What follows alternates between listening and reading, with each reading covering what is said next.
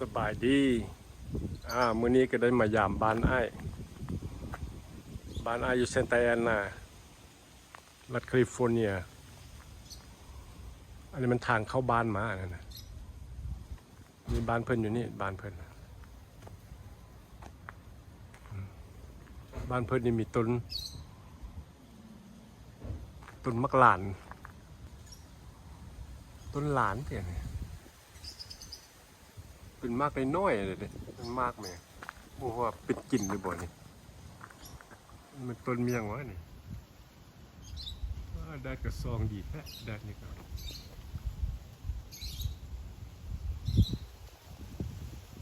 มากไปยังไง1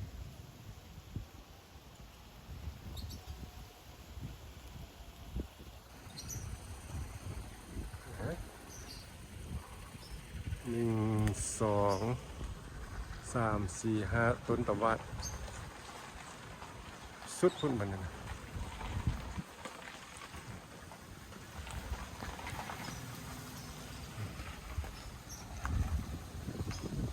ตอนนี้กำลังจะไปหาพี่น้องมาแต่อิตาลีเพิ่นสิมายาม อันนี้มันต้นเมี่ยงอันนี้Queen palm tree โอ้ บน king queen Queen Palm Tree ว่ะสิบ่เป็นตะกินตินี่ บ่แล้ว ปลูกงามปลูกโซลาร่าอันนี้อ่ะ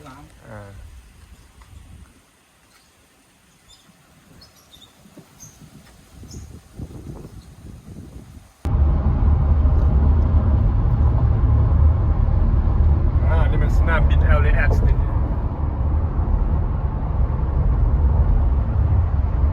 สวัสดีครับพี่น้อง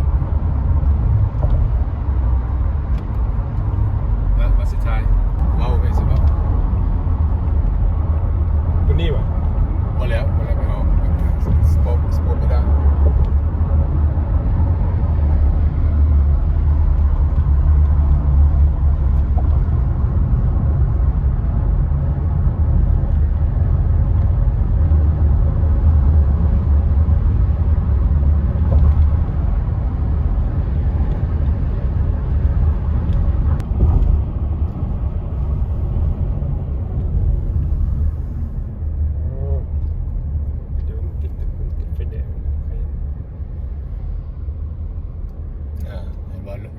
ยนต์ลงอะไรเนี่ย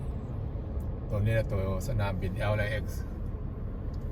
อันตัว X มันตัวนี้ตัว X เขาห้องตัว X นะเป็นยังว่าอันมัน X มีความหมายว่าอย่างไรมันตัวนี้ X เห็นบอกมันคือตัว X นี่ใช่ปะ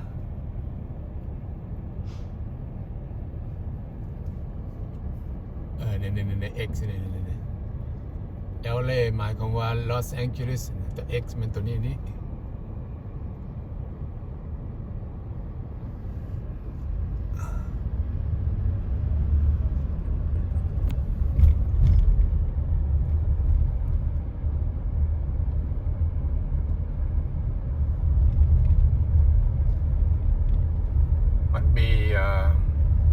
มันมี2 ทางสิมาLAX ทางนี้เป็นทางสโปปิน่าอันนี้มันกำลังลอดอุโมง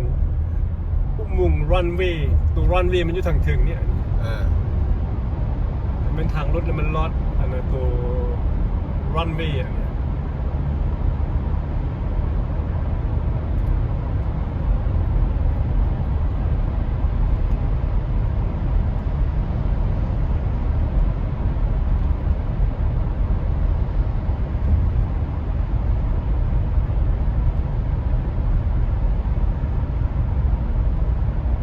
ครึ่งไมล์หรือว่าไมล์หนึ่งนะจากรันเวย์อุโมงค์นี้พอดีรันเวย์อยู่ทางถึง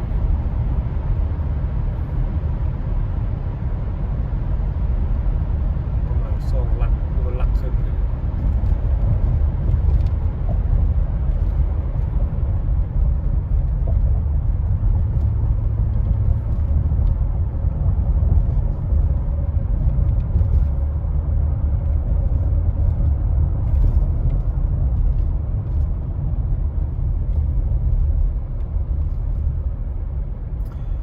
ขัวยอดแล้วมัน